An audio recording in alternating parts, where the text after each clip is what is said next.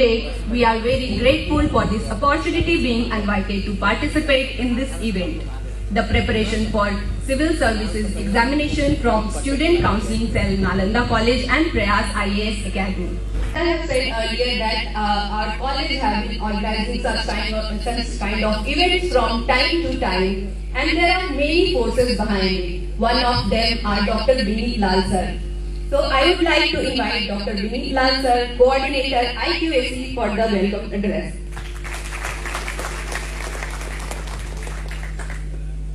नमस्कार सभी को।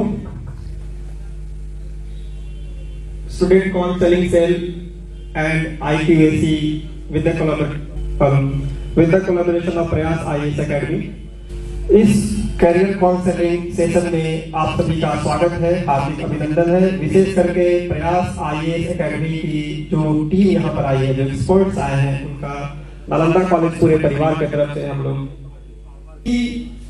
ग्रेजुएशन और पोस्ट ग्रेजुएशन करते हुए बच्चों को जो भ्रांतियां होती है, जो क्लियरिटी नहीं होती है गोल को सेलेक्ट करने में, या फिर गोल जब वो सेलेक्ट कर लेते हैं तो उसको कैसे किया जाए, उसको लेकर हम लोगों ने इस सेल को गठन किया था। और तब से समय समय पर particularly for the final year of students हम लोग लगातार यह प्रयास करते हैं कि बाहर के एक्सपर्ट्स करके जो पैटर्न में काफी चेंजेस आया है, उसके बाद जो रिजल्ट्स आ रहे हैं वह उसको परिलक्षित करता है कि नहीं करता है। केवल हम लोग खुद में ही इसमें प्राउड फील कर रहे हैं कि बिहारी है तो बस IAS ही बनेगा, लेकिन अगर आप देखेंगे पिछले 5-6 साल और 10 सालों में तो इस परसेंटेज में काफी कमी आई है। और अगर आप अभी देखेंगे तो आंध्र प्रदेश, तमिलनाडु, राजस्थान, हरियाणा, जो कि शायद पहले सिविल सर्विसेज की प्रायोरिटी नहीं थी, आज वो बहुत आगे निकल रहा है। उसकी वजह यही है कि हम लोग केवल अपना हॉबी बनाकर उसको छोड़ दे रहे हैं। उसको करना कैसे है, हमें क्षमता है या नहीं है, वो शायद हम लोग बहुत चिंतन नहीं करते हैं।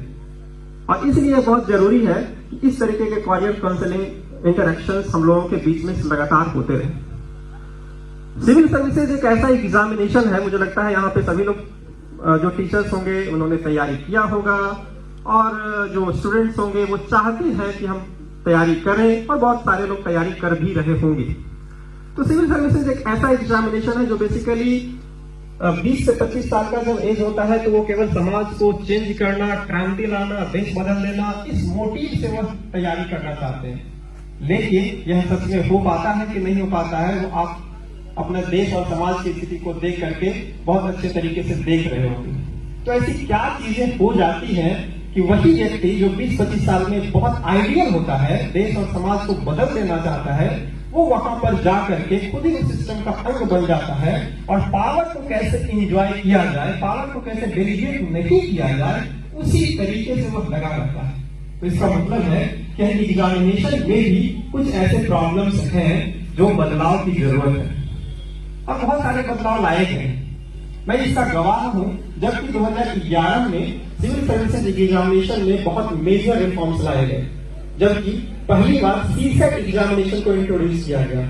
उस समय DP अग्रवाल करके एक बहुत ही क्रांतिकारी चेयरमैन रहे थे, और वो 6 साल अभी तक के इतिहास में अगर आप देखे हो कि UPSC का चेयरमैन सबसे ज्यादा दिन तक कोई रहा हो तो वो DP अग्रवाल थे, IIT दिल्ली के प्रोफेसर थे। उसके अलावा आप सबको देखो 1 साल 2 साल में हट जाते, वो 6 साल रहे, और उन्होंने बहुत सारे मेजर चेंजेस लाए।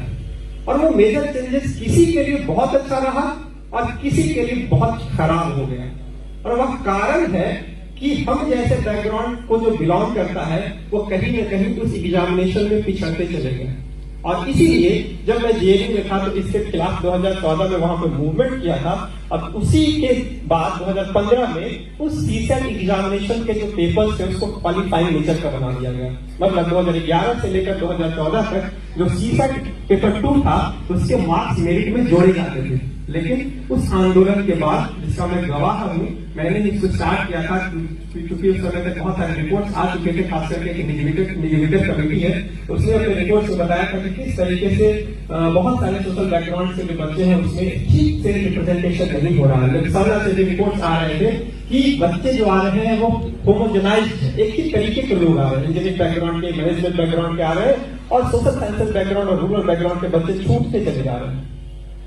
और वो मेजर चेंजेस 2015 में नरेंद्र मोदी की सरकार जब आई 2014 में, तो उसके बाद वह हो गया। और अभी आप देखते होंगे तो तब से लेकर अभी तक वह क्वालिफाइंग नेचर का, मतलब कि जीएस का जो फर्स्ट पेपर है केवल उसके मार्क्स ही जोड़े जाते हैं। दूसरा जो पेपर है वो केवल क्वालिफाइंग है, मतलब कि उसके मार्क्स नहीं जोड़े जाते हैं, केवल आपको 33% नंबर लाना होता है और आप उसमें क्वालिफाई कर जाते हैं। लेकिन मेन्स में भी बहुत मेजर चेंजेस लाए गए।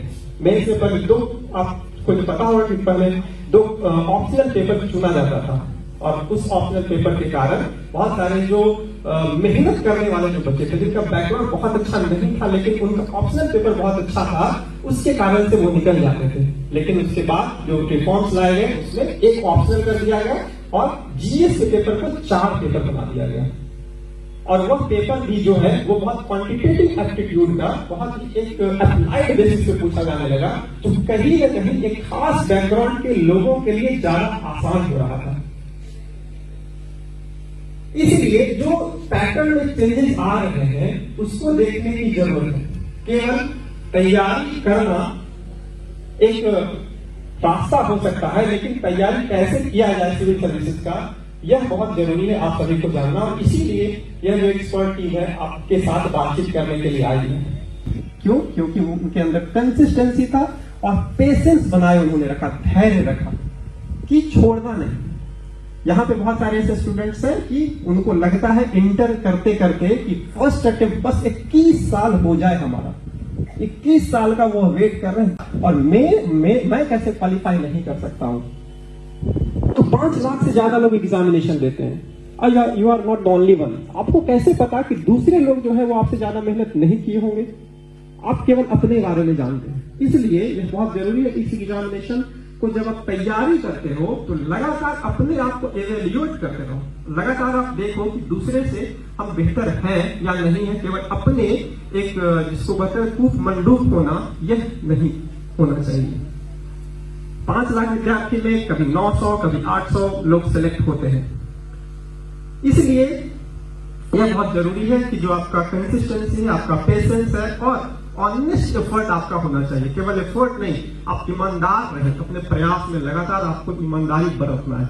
दिखाने के लिए केवल नहीं, जैसे चलता है ना कि 15 घंटा तैयारी करनी, 15 घंटा पढ़ना है, लेकिन ऐसे बहुत सारे विद्यार्थी होंगे जो रोज अपना हर हफ्ता में अपना रूटीन बदलते होंगे। रूटीन बनाने का बहुत अच्छा यहाँ पे एक मजा आता है लोगों को। 6 बजे उठना है, 7 बजे ये करना है, 8 बजे ये करना है, 9 बजे पॉलिटिक्स पढ़ना है, 9:30 बजे ये करना है। रूटीन एकदम टफ बना दिए, 16 घंटे पढ़ाई करने का। 2-3 दिन पढ़ाई किए केवल दिखाने के लिए, टाइम देख रहे हैं, अच्छा अब क्वालिटी का टाइम हो गया, अच्छा हिस्ट्री का टाइम हो गया, लेकिन उससे बहुत ज्यादा कुछ होगा नहीं। आप हमेशा ही फ्लेक्सिबल रहें, अपने अनुसार करें, लोगों को सुने, लोगों से प्रेरित हो, लेकिन आप अपना जो जानते हैं कि हमारी क्या खूबी है, हमारी क्या कमी। भाई बहुत सारे ऐसे लोग होंगे जो कि सुबह उठना नहीं चाहते हैं, और जब इंटरव्यूज आप देखोगे तो हो सकता है बहुत सारे लोग बोलेगा 4 बजे मैं उठता हूँ, और आप ऐसे हो जो कि 2 बजे पढ़कर सोते हो। तो आपका यह खूबी है कि आप लेट नाइट पढ़ते हो, आप उसमें अच्छा करो। जबरदस्ती का 4 बजे उठ करके पढ़ना और बेवजह का अपने आप को सजा देना, और उससे कुछ फायदा नहीं होने वाला है। उससे अच्छा है कि हमें जो खूबी है उस पर हम ज्यादा ध्यान देकर अपने तरीके से रूटीन बनाए, फ्लेक्सिबल रहे। और अगर हमको लगता है कि 15 घंटे की चीज को हम 8 घंटे में कर लेते हैं, 9 घंटे में कर लेते हैं, 7 घंटे में कर लेते हैं, तो भाई जबरदस्ती क्यों है कि 15 घंटा हम पढ़े? तो स्मार्ट वर्क है ना। और सिविल सर्विसेज में बहुत जरूरी स्ट्रेटेजी कि आपका जो रणनीति है वह बहुत ही सटीक होनी चाहिए। और इसलिए जब पढ़ाई करना स्टार्ट करते हो तो सबसे इंपॉर्टेंट चीज है सिलेबस। सिलेबस को बहुत अच्छे तरीके से आप देखो, और क्या पढ़ना जरूरी नहीं है इस पर ज्यादा फोकस करो। क्या पढ़ना है वो बाद में, सबसे पहले क्या पढ़ना नहीं है इसको एलिमिनेट करना है, वह बहुत जरूरी है ना। तो सिविल सर्विसेज एग्जामिनेशन की तैयारी मुझे लगता है कि सभी को करनी चाहिए। आपका हॉबी है या नहीं है, आप चाहते हैं या नहीं है, लेकिन आपको जिंदगी में सिविल सर्विसेज की तैयारी करनी चाहिए, जिससे कि आप एक अच्छे इंसान जरूर बनोगे। क्योंकि ये मैंने देखा है कि सिविल सर्विसेज आपको इतना परिपक्व बना देता है, जो तैयारी करने के दौरान वो जो एक प्रोसेस है ना सिविल सर्विसेज का, वो बेसिकली ज्यादा इंपॉर्टेंट है। उस प्रोसेस से गुजरते हुए आप इतनी सारी चीजों को सीख जाओगे जो शायद और कोई सीख नहीं सकता है। फिर आप किसी भी फील्ड में काम करो, स्टार्टअप चलाओ, बिजनेस करो, आप एसएससी की तैयारी करो, प्रोफेसर बनो, आप कहीं भी जाओगे आप एक्सेल करोगे। बहुत सारे लोग होते हैं फिजिक्स के एक्सपर्ट हैं, पॉलिटिकल साइंस के एक्सपर्ट हैं, आईआर के एक्सपर्ट हैं, बहुत बड़ा फिलोसफर है, लेकिन उनको इकोनॉमी का बेसिक जानकारी नहीं है, उनको एनवायरमेंट का बेसिक जानकारी नहीं है। तो बेसिक जानकारी आपको ये 2 साल 3 साल में आपको दे देगा, जिससे कि आप लाइफ को बहुत आसानी से जी सकते हैं।